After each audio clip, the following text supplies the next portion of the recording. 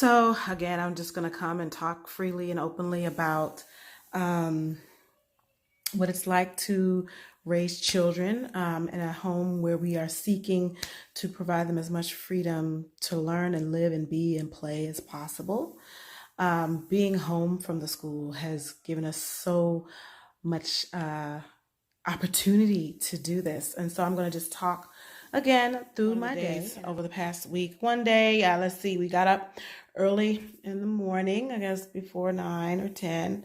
We all had our separate devotions and then came together for family devotions. The children freely shared what God has spoken to them in their devotions. After that, my youngest son, who is 8, put some sausage in the oven and went around and asked everyone what they wanted. Did they want cereal? Did they want toast? Did they want honey sandwiches? And we each gave him our order, and he set plates up and made everybody their breakfast and served all of us breakfast. Then the school met for morning prayer, and we prayed and gave announcements. And then after that, my kids just went around and just kind of were doing their own thing. They were laying on the floor, doing some work in a math book. They were running around playing. I was leading a poetry discussion with some students who had signed up to do it. And each week I do this poetry discussion. It's a different set of students. And the group is now becoming a little more solidified because we've decided to create a book of poetry out of this whole experience. And the kids have so far written about 15 poems that is now in a Google document. My children overheard the discussion and they stopped whatever it is they were doing and came and listened and read some of the students' poetry. And at which point my oldest son said, "Mom, I think I want to join the poetry group next week." I said, "Sure, be my guest." So he said he's going to be getting to work on a poem that he wants to include. Again, this is not me initiating anything. This is just him living and being in the space. Different assignments that they want to do. Then, like for example, my son is working through an English book that he chose. He asked if he could do it. He saw someone at school doing it. It was a junior high student.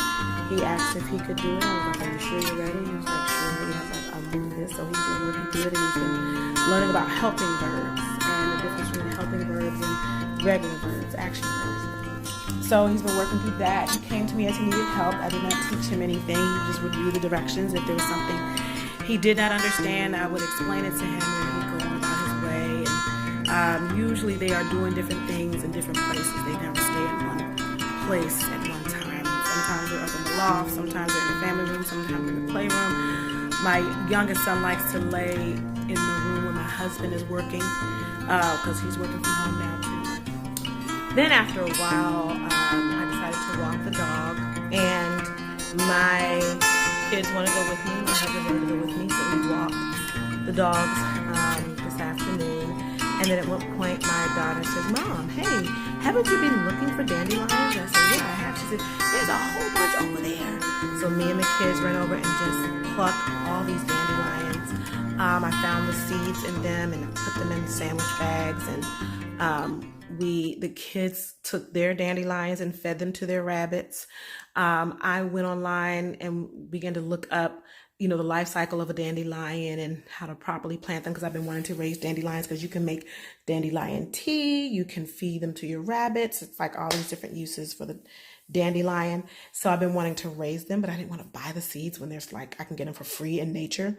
So it was just really cool to see my kids walk, all of us walking through the grass, picking weeds. I know my neighbors thought I was crazy. I think most of my neighbors think I'm strange anyway, but I digress.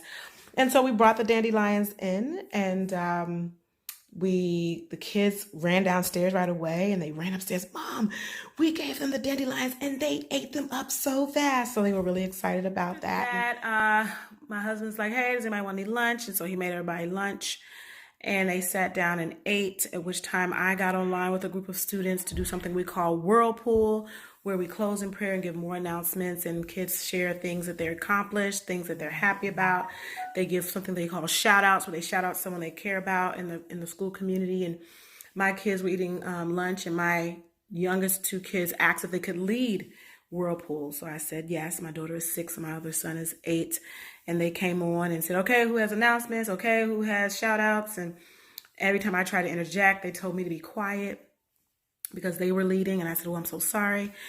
And then we finished whirlpool. We said before we said our goodbyes, a group of students and I began to talk about bunnies, and we ended up being online for like another 30 minutes just talking about bunnies because we're kind of all forming this bunny club. I have bunnies, another student, several other students have bunnies.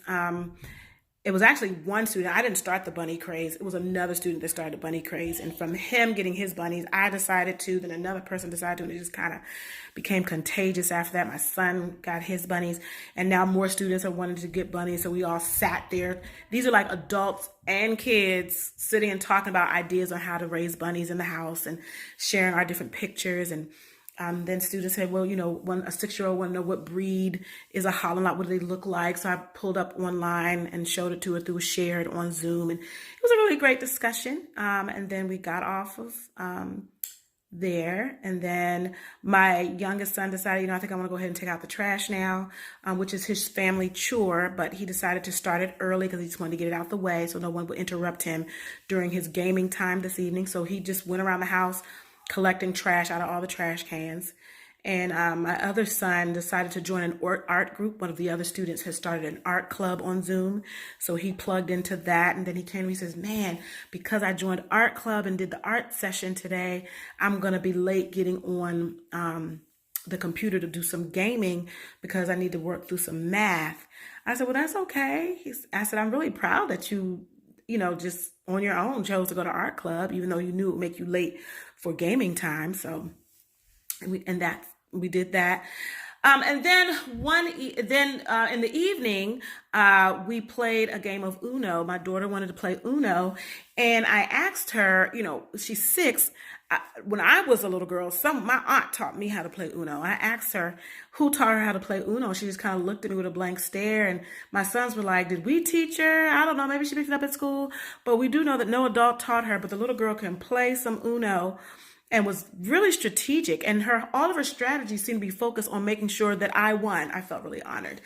Anytime she thought my husband was sitting next to me, so he kept trying to make me lose. So she kept making him like draw 2, draw 4 anytime she could. So he ended up with a whole hand full of cards, and she would say, now mommy can win. She has less cards than you. And I don't even know how she came to understand it, but that incident let me know, I look at my kids and their freedom, and they're doing things that adults taught me, but they're doing things that they've taught themselves. And I don't think it's so much about which philosophy works, because I was raised in a traditional home, went to traditional schools, and I have a PhD and graduate degree, so it worked. But I did come out with a lot of insecurities, and not nearly as bold and brave as my kids are. So I see my kids learning things on their own, and they're developing this really strong sense of self and confidence, and like really high levels of problem solving where they rarely ask for help. They just kind of look at a situation and are able to figure it out on their own. And I just think that's so cool.